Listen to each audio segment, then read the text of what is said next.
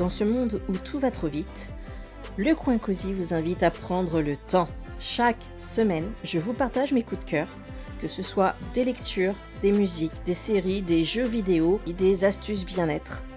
Mon objectif, vous offrir un moment de détente, une bulle d'oxygène pour vous ressourcer. Oh, mais que vois-je? Une petite âme créative en quête de zen. Bienvenue à toi, installe-toi confortablement, prends ton plaid le plus doux, et j'ai bien dit le plus doux, pas celui qui gratte le plus, parce qu'on se connaît à force, et une boisson, qu'elle soit froide ou chaude, peu importe, le temps qu'elle te fasse tout simplement du bien. Aujourd'hui, on va parler d'un sujet qui me semble important, je te parle du minimalisme. Mais attention, pas le minimalisme punitif, où tu dois jeter tes souvenirs d'enfance pour être pur. Non, on va parler de l'art de faire de la place pour ce qui te fait vibrer, pour que ton quotidien ressemble beaucoup moins à un Tetris qui s'accélère au fil du temps, et beaucoup plus à une balade tranquille dans ta forêt enchantée. Est-ce que tu as déjà eu cette sensation que ton espace de travail ou ton salon te hurle dessus ? On est des éponges, nous, les solopreneuses. On accumule forcément les idées, les carnets, et oui, ça faisait longtemps que tu n'avais pas entendu parler de mes carnets. Les outils digitaux, et fini par se sentir étouffé sous une pile de « au cas où ». Et ça, moi, les « au cas où », mais qu'est-ce que j'en connais des « au cas où ».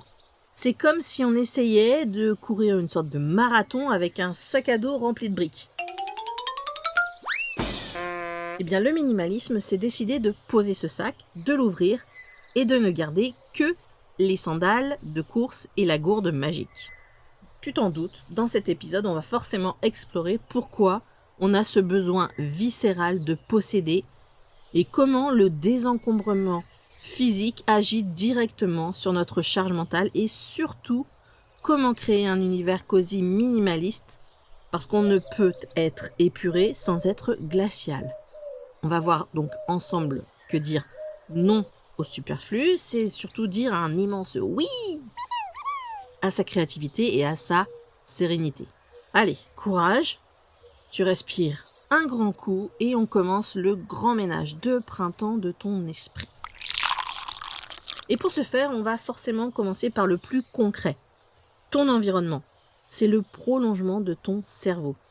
Si ton bureau ressemble au Mordor après le passage de Frodon, c'est normal que tu galères à te concentrer sur ta stratégie de contenu. Le minimalisme commence par une observation honnête de ce qui nous entoure. On garde souvent des choses par peur du manque, une vieille habitude de survie héritée de nos ancêtres, qui devaient stocker des baies pour l'hiver. Mais spoiler alerte, tu peux racheter des trombones si vraiment tu en manques un jour. Okay. L'astuce, ça va être de procéder par zone, comme si tu débloquais des parties de la carte dans un jeu d'aventure. Ne cherche pas à tout vider d'un coup, tu vas finir en PLS au milieu de tes vieux cours de fac. Choisis simplement un tiroir ou un coin de table. Pose-toi la question, cet objet a-t-il une utilité réelle ou une valeur sentimentale authentique ? Si la réponse est « je l'ai gardé parce que ma tante Huguette me l'a offert en 2012 et je culpabilise », direction, la boîte à donner. Libérer de l'espace physique, c'est comme augmenter la RAM de ton ordi. Tout devient plus fluide, plus rapide et plus léger. Et pour nous, créatives que nous sommes, c'est crucial. Moins d'objets, c'est moins de stimuli visuels qui viennent parasiter ton imagination. Et c'est aussi laisser le vide exister. Et le vide, c'est là que naissent les meilleures idées. C'est dans ce silence visuel que tu vas enfin entendre ta propre voix. Celle qui sait exactement où elle veut emmener son business, ou peut-être son podcast, sans être distraite par la pile de linge qui te juge du coin de l'œil. Ouais, tu la vois bien celle-là. Ouais, je savais. On ne peut pas parler de minimalisme sans s'attaquer au monstre, le bordel numérique. Entre les 4000 mails non lus, dont 90% de newsletters que tu ne lis jamais, les notifications qui popent toutes les 2 minutes, et les dossiers projets V2, finale, V3, promis, c'est le bon, notre cerveau est en surchauffe constante. Et c'est l'équivalent moderne de vivre dans un appartement où tout le monde hurle en même temps. Fatigue assuré avant même d'avoir bu ton deuxième café. Être minimaliste digital, c'est surtout reprendre le pouvoir sur son attention. Ça commence par une cure de désabonnement massive. Et si ce compte Instagram te fait te sentir moins que rien ou en retard, mais punaise, mais tu te barres, tu te unfollow direct. Ta timeline doit être un jardin de bienveillance, pas un champ de bataille pour ton ego. Pareil pour les outils. Est-ce que tu as vraiment besoin de 5 applications de productivité différentes? Choisis ton set d'armes, maîtrise-le et jette le reste. On veut de l'efficacité, pas de la collectionnite d'outils. Et si je te dis ça, c'est parce que hier soir, justement, j'étais allongée et puis je me suis mis sur ma tablette. Donc initialement, c'est un iPad. Donc iPad, tu te dis que ça fonctionne super bien, etc. Sauf que le mien a 8 ans passés. Donc, il commence à montrer des signes de faiblesse, ne fait plus aucune mise à jour, etc., etc. Et donc, je me suis dit, je vais commencer à faire du tri dans les applis parce qu'à force, j'en ai mis, et puis j'ai jamais retiré. Ah bah oui. Alors, je dis pas qu'il fonctionne comme un iPad d'aujourd'hui, attention. Mais clairement, déjà, moi, ça m'a fait du bien d'épurer tout ça, d'avoir beaucoup moins d'icônes devant moi. Mais en plus, mon iPad, je t'avoue qu'il m'a bien remercié quand même, parce qu'il est quand même plus rapide. Bref, fermeture de parenthèse. Je te propose d'appliquer la règle de l'unité. Une boîte mail propre, un bureau d'ordinateur vide chaque soir et des moments de déconnexion totale.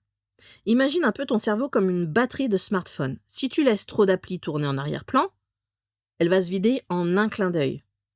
En fermant ces tâches mentales inutiles, tu vas forcément récupérer une énergie de malade pour ce qui compte vraiment, c'est-à-dire ton message, ton audience et surtout ton propre bien-être. Et c'est ça la vraie productivité minimaliste. Pour finir sur cette partie, j'aimerais surtout qu'on touche un peu plus au côté vibe du minimalisme. On parle souvent de faire de la place pour que l'énergie circule, que tu crois au feng shui ou simplement à la psychologie de l'espace, il y a une réalité. Le vide attire le plein. Quand tu crées un espace vide chez toi ou dans ton agenda potentiellement, t'envoies une sorte de signal fort à l'univers ou peut-être à ton inconscient, c'est un peu selon la team. Je suis prête à recevoir du nouveau. Et c'est là que la magie opère. En simplifiant ta vie, tu simplifies ton message et donc tu deviens plus authentique. Et tu sais combien l'authenticité est importante pour moi parce que tu n'as plus besoin de te cacher derrière des couches de possession ou de faire semblant. Le minimalisme, c'est une sorte de forme de mise à nu, mais ultra courageuse. C'est assumer que ce que tu es suffit sans avoir besoin de 150 artifices autour. C'est revenir à l'essentiel, à la racine, un peu comme un arbre qui perd ses feuilles en hiver pour mieux refleurir au printemps. Du coup, prends ce temps pour toi. Vois le minimalisme non pas comme une soustraction, mais comme une libération. C'est un peu ce luxe ultime de notre époque. Avoir du temps, de l'espace et du silence, aujourd'hui, c'est vraiment comme si t'étais plus riche que ces gens qui vont vivre au Qatar. Bref, petite parenthèse. Petit punchline, à qui voudra bien l'entendre, ou pas d'ailleurs. Ils font bien ce qu'ils veulent, mais tu vois ce que je veux dire? Le vrai luxe aujourd'hui, vraiment, la vraie richesse, c'est avoir du temps, de l'espace et du silence. C'est dans ce cocon épuré que tu vas pouvoir cultiver ton côté cosy, avec des objets que tu aimes vraiment, des relations qui te nourrissent et un projet pro qui a du sens. Moins de bruit, mais surtout plus de vie. C'est pas un beau programme, ça, clairement? Je te laisse réfléchir, t'en fais bien ce que tu veux. Cet épisode, c'est surtout pour te donner cette réflexion et comme tu le sais, après, je ne juge personne. Tu veux suivre, tu suis, tu ne veux pas, tu ne fais pas. Et pour pouvoir imaginer un peu plus tout ça, j'ai créé cette petite bibliothèque du minimalisme que je vais t'évoquer maintenant. Parce qu'on ne part pas à l'aventure sans un bon équipement, j'ai donc sélectionné pour toi quelques pépites qui m'ont aidé à voir plus clair dans mon propre inventaire. Ce sont mes grimoires de référence, ceux qui te donnent ce petit coup de boost quand tu hésites à faire du lâcher-prise. Et bien sûr, d'abord, je ne peux commencer sans cet incontournable La magie du rangement de Marie Kondo. Oui, je sais, on en a beaucoup entendu parler, mais sa méthode de Spark Joy, et je l'ai déjà évoqué dans un précédent épisode, est-ce que ça me procure de la joie, est un vrai game changer psychologique. C'est l'équivalent en fait d'un sort de purification pour ton intérieur. Et si tu préfères le format visuel, eh bien tu as sa série sur Netflix qui est un bonbon de douceur à regarder sous un plaid. Ensuite, je te propose les adeptes du digital detox. Et pour ça, je te conseille absolument Digital Minimalism de Cal Newport. C'est le guide, mais ultime, pour ne plus être l'esclave de ton téléphone. Et oui, tu te doutais bien que je n'allais pas faire un épisode sans t'en parler. Il explique comment reconstruire une relation saine avec toute ta technologie. Et c'est un peu comme apprendre à dompter un dragon. C'est super puissant si tu sais le diriger. Sinon, ça te crame tout ton temps de cerveau disponible. Et puis, sinon, pour le côté plus, je dirais, lifestyle et esthétique, tu peux jeter un œil au blog ou au livre de Bea Johnson sur le zéro déchet. Même si on ne vise pas le bocal de déchets annuel, sa philosophie de refuser, réduire, réutiliser est une base incroyable pour le minimalisme. Et je dis pas que à gérer au quotidien, c'est bien parce que potentiellement, en termes de stress, ça risque d'augmenter ton stress. Tout dépend de la personne. Mais je me dis que prendre certaines petites astuces à gauche, à droite, te feront faire de toute façon des économies qui te feront du bien à l'esprit. Et parce que je ne vais pas te faire une bibliothèque entière, tu t'en doutes, je vais te donner une dernière petite pépite, cette fois-ci ésotérique. Et oui, ma petite touch de sorcière nouvelle génération. L'art de la simplicité de Dominique Leroux. C'est très inspiré des traditions japonaises, mais c'est surtout un livre qui se lit un peu comme on boit un thé vert. C'est pur, c'est calme, et puis en plus ça va te redonner une sorte d'élégance intérieure, mais immediately, quoi. Et toutes ces références, bien sûr, je vais les mettre en note dans l'épisode, tu t'en doutes. Alors ne t'inquiète pas besoin de noter en conduisant ou en faisant ta vaisselle.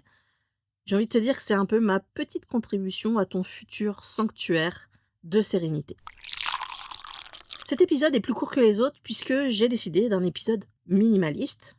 Ça va avec lui, en l'occurrence. C'est pourquoi je t'annonce que nous arrivons au bout de cette petite parenthèse enchantée. Si tu ne devais retenir qu'une chose, c'est que le minimalisme est un voyage et certainement pas une destination. Tu n'as pas besoin d'être parfaite dès demain.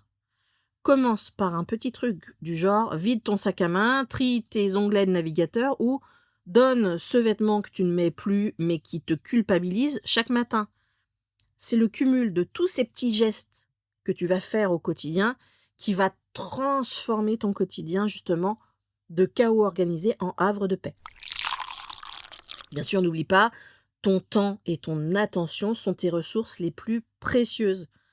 Il est bien évident que, vu que ce sont des ressources précieuses, je te conseille de ne pas les gaspiller pour des choses qui n'en valent pas la peine. Si tu allèges ton environnement, que tu allèges ton esprit, tu verras forcément que ta créativité va te dire un grand merci en faisant même des saltos arrière. Je te jure. Voilà, je l'ai vu. Tu es légitime, tu es capable et tu as maintenant toute la place nécessaire pour briller. Du coup, après tous ces petits conseils, je vais laisser ton esprit se minimaliser avec juste tes propres pensées. Je te remercie d'avoir écouté ce nouvel épisode du Coin Cosy. J'espère qu'il t'a fait du bien, qu'il t'a donné peut-être envie de respirer un peu plus large. Et puis, s'il t'a plu, n'hésite pas à le partager potentiellement à une copine entrepreneuse, ou pas d'ailleurs, qui croule sous les dossiers, parce qu'on en a toute une dans notre entourage. On se retrouve très vite pour de nouvelles aventures. Quand je dis très vite, tu le sais, jeudi prochain. D'ici là, je te demande de prendre soin de toi, de faire de la place pour la joie et pour rester connecté à ton essentiel. C'était Céline pour le Coin Cosy.